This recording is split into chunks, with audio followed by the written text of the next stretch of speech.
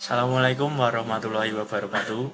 Sebelumnya, perkenalkan nama saya Isnan Mahfud Agung Faisal dari absen 22. Di sini saya akan menjelaskan tentang Kerajaan Kediri dari latar belakang sampai dengan peninggalan yang ada. Yang pertama adalah latar belakang. Kerajaan Kediri bermula dari pemerintah Raja Airlangga untuk membagi kerajaan menjadi dua bagian pada tahun 1041 Masehi. Bagian kerajaan dimaksudkan untuk menghindari pertikaian seperti dikutip dari buku ensiklopedia Sejarah Lengkap Indonesia dari era klasik sampai kontemporer oleh Adi Sudirman. Wilayah kerajaan Raja Airlangga dikenal sebagai Kahuripan. Pembagian kerajaan tersebut dilakukan Brahmana Sakti bernama Empu Barada. Kedua kerajaan tersebut dikenal sebagai Kerajaan Jenggala atau Kahuripan dan Panjulu atau Kediri. Kerajaan ini dibatasi oleh Gunung Kawi dan Sungai Brantas, seperti dikisahkan dalam prasasti Mahaksubya 1289 Masehi, Kitab Negara Kertagama 1365 Masehi, dan Kitab Calon Arang 1540 Masehi. Pada awal masa perkembangan, Kerajaan Kediri tidak banyak diketahui orang. Prasasti Turun yang kedua 1044 yang dikeluarkan Kerajaan Jenggala hanya memberitakan adanya perang saudara antara Jenggala dan Kediri sepeninggal Raja Airlangga. Sejarah Kerajaan Kediri atau Panjulu mulai diketahui oleh adanya prasasti Sirah Keting tahun 1104 atas nama Sri Jayawarsa. Sebelum Sri Jayawarsa, hanya Raja Sri Samarawijaya yang diketahui. Letak Kerajaan Kediri yakni di daerah Jawa Timur. Kerajaan Kediri pusat di Daha atau sekitar kota Kediri sekarang. Pusat Kerajaan Kediri tersebut terletak di tepi Sungai Brantas yang masa itu sudah menjadi jalur pelayaran yang ramai. Oke, selanjutnya ada raja-raja. Jika kerajaan Kediri berdiri, terdapat sejumlah raja yang memimpin kerajaan Kediri ini. Berikut daftarnya. Yang pertama, raja pertama kerajaan Kediri adalah Sri Samarawijaya 1042 sampai 1051. Yang kedua, raja kedua kerajaan Kediri adalah Sri Jitendrakara 1051 sampai 1112. Yang ketiga, raja ketiga kerajaan Kediri adalah Sri Bhameswara 1112 sampai 1135. Raja keempat kerajaan Kediri adalah Jayabaya 1135 sampai 1159.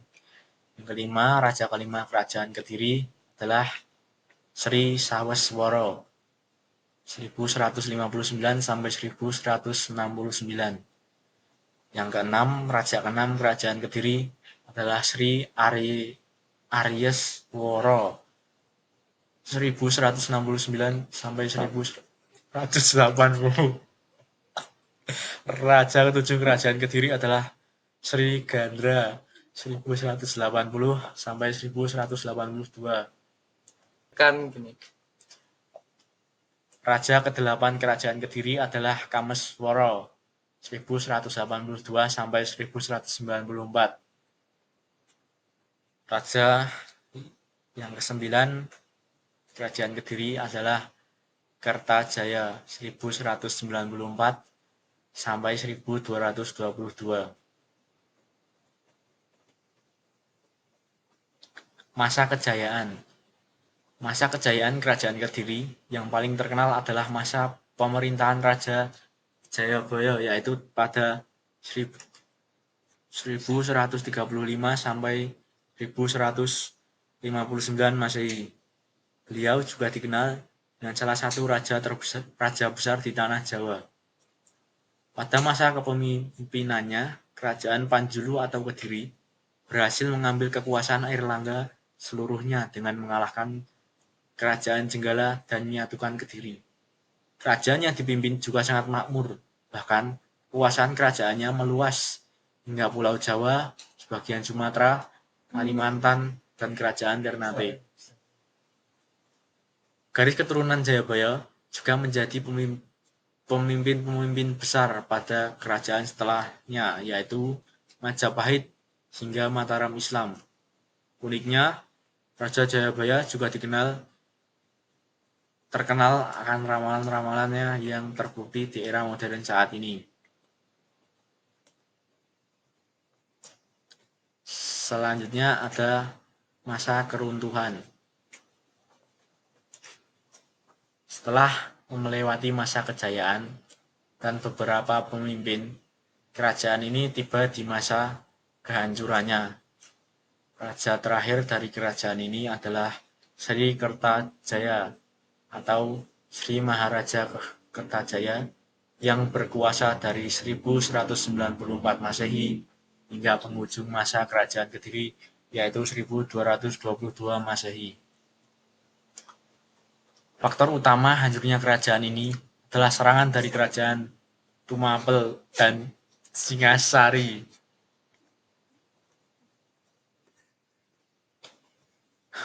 Kondisi pada akhir kestabilan pemerintahan Sri Kertajaya yang menurun juga menjadi salah satu penyebab goyahnya kerajaan ini.